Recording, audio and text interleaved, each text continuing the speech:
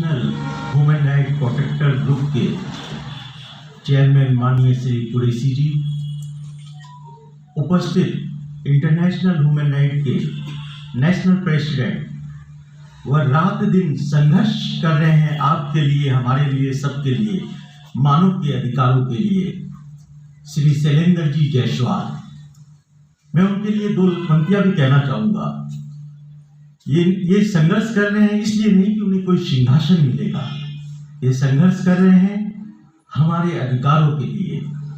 जीवन पथ का लक्ष्य नहीं है, जीवन पथ का लक्ष्य नहीं है सिंहासन चढ़ते ही जाना, सब समाज को साथ में लिए आगे बढ़ते ही जाना, आगे बढ़ते ही जाना।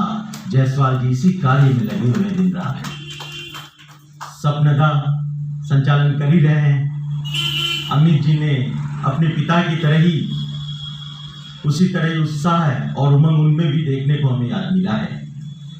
आज विश्व मानव अधिकार दिवस है। इस अवसर पर मैं कुछ बातें आपके बीच रखना चाहता हूं। सर्वप्रथम आपको विश्व मानवता दिवस की हार्दिक बधाई देता हूं।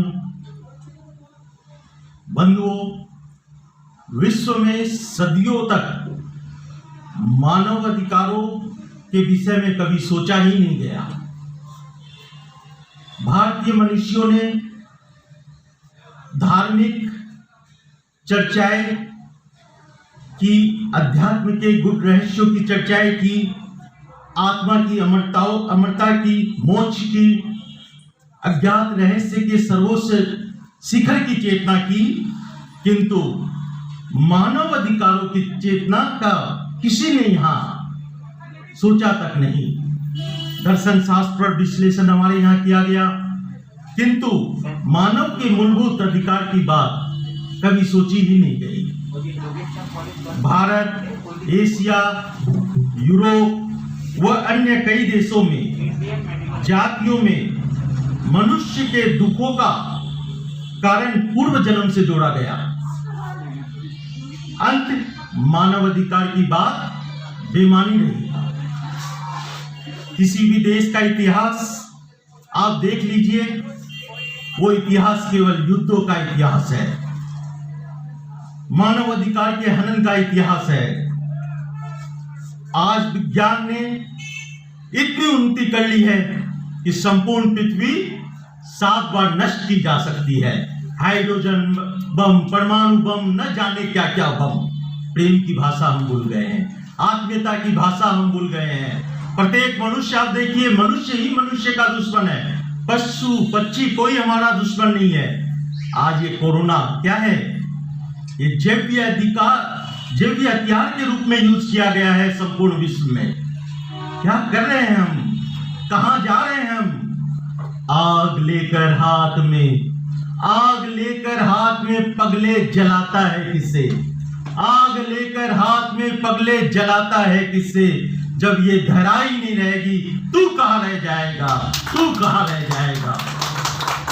मित्रों, आज बाल मजदूरी, जो पढ़ने की उम्र होती है, कुछ सीखने की उम्र होती है, हम देखते हैं संपूर्ण भारत में चाय की दुकान में छोटे छोटे बालक का किस तरह शोषण हो रहा है। कोई उनके खिलाफ बोलने वाला नहीं है। हम मानव अधिकारों की बात मंच पे कर लेते हैं, किंतु वहां जाकर हम कुछ नहीं कर पाते हैं। क्यों? क्योंकि हम संगठित होकर मानव अधिकारों की आवाज नहीं उठाते हैं। आज मैं देखता हूं शैलेंद्र जायसवाल जी अकेले रह जाते हैं। कई बार ये इनकी चेष्टा रहती है कि मैं साथ दूं इनका, लेकिन इनका साथ देने कोई नहीं आता है। और वो चेष्टा करते हैं कि मैं एकजुट होकर के, संगठित होकर के आपके लिए लड़ाई लड़ूं, किंतु हम इसमें पिछड़े हुए हैं। इसका लाभ कोई किसको मिलता है? पुलिस तंत्र यहाँ का देखिए, एक साधारण मानव अगर जाता है कंप्लेन देने, FIR देने, तो उससे वहां से भगा दिया जाता है कि तुम ही चलो। और एक व्यक्ति जब गाड़ी में जाता है, सूट बूट में जाता है, तो ऑफिसर भी खड़ा हो जाता है, सर बोसो की अच्छे, हम यहाँ एक धोरे नहीं अच्छे होके, और लिया के लाया जाता है और किस तरह जुल्म किया जा रहा है। ये अभी भी चल रहा है। कहाँ हैं हम? 21वीं सदी में? क्या ये 21वीं सदी है? आज भी आप देखेंगे चारों ओर किस तरह की गंदी राजनीति के शिकार होते हैं हम सब। राजनीति जब वोटों का समय आता है, नेता लोग अनाप शनाप हमसे वादा करते हैं, किंतु वही इलेक्शन के उपरांत वो गायब हो जाते हैं। क्यों? क्योंकि हमारी आवाज नहीं है, हम बोलते नहीं है, हम डरते हैं, घबराते हैं और पीछे रह जाते हैं। बंधुओं मित्रों, आवश्यक है सबको एकजुट होकर आवाज उठाने की जुल्म के खिलाफ। मैंने अभी कोरोना काल में देखा बहुत से लोगों की नौकरियां गई है, कोई उनके लिए बोलने वाला नहीं है। कई ऐसे मध्यम वर्गीय व्यक्ति जो बाहर निकल के बोल नहीं सकते थे कि मेरी अवस्था अभी क्या है। कई का मेरे पास फोन आया, सपनदा को मालूम है, मैंने उस समय भोजन की व्यवस्था कराई थी बड़ा बाजार में, पूरा 1 महीना भोजन चला था, हर घर में जा रहा था। मैं एक बार भी वहां गया भी नहीं देखने, मैं सपनदा पे छोड़ा कि आपको जिनके यहाँ पहुंचाना है भोजन पहुंचाइए। और ये ऐसे ऐसे घरों में गए, ऐसे ऐसे लोगों के पास गए जो बाहर आकर के बोल नहीं सकते थे, उनके पास ये पहुंचे। तो मित्रों यही कहना है कि हम केवल मानव अधिकार की बात न करें, हम समझे अपने अधिकारों को। हमें जीने का पूरा अधिकार, हम इस सृष्टि में आए यूं ही घुटने के लिए नहीं आए हैं, मरने के लिए नहीं आए हैं, तानाशाह को सहने के लिए नहीं आए हैं, कोई हम पे जुल्म करे उसको सहने के लिए नहीं आए हैं। हम अपनी शक्ति को समझिए, अपनी शक्ति को, अपनी आवाज को। हमें जीने का पूरा अधिकार है, हमें भोजन का भी पूरा अधिकार है। हम जिस देश की सरकार को वोट देते हैं उस देश की सरकार को हमारे अधिकारों की रक्षा की जिम्मेदारी लेनी होती है, और इसके लिए हमें भी अपना प्रयत्न छोड़ना नहीं होगा, अपनी आवाज को रोकना नहीं होगा, तब जाकर ही ये संभव है। वरना हम बैठे रहेंगे और घर में और देखेंगे बाहर आग लग रही है, एक दिन घर में भी हमारे आग पहुंचेगी, हम भी नष्ट हो जाएंगे, हम भी जल मरेंगे, तब हम क्या चिल्लाएंगे हाहाकार, कोई नहीं आने वाला है मित्रों तब। तो इसके लिए वो वक्त आए, उसके पहले एकजुट हो जाए। आपने देखा भी अफगानिस्तान में क्या हुआ, किस तरह वहां जातिवादी कहां गई, कुछ नहीं, मानव पूरा हनन हुआ, एक एक को गोलियां मार के, ओढ़ करके, शूट करके, गला काट काट के निकाला गया। किस तरह से माओ बहनों के साथ वहां बलात्कार किया गया। कौन बोला? कोई देश नहीं बोलने आया, कोई कुछ नहीं बोलने आया, सब मंच पे बैठ के मानव अधिकारों की बात करने केवल रह गए हैं। मित्रों बड़ा कष्ट होता है ये सब देखकर, इन स्थितियों को देखकर। आज मैं अधिक नहीं बोलूंगा क्योंकि हमारा समय बहुत कम हमें मिला है।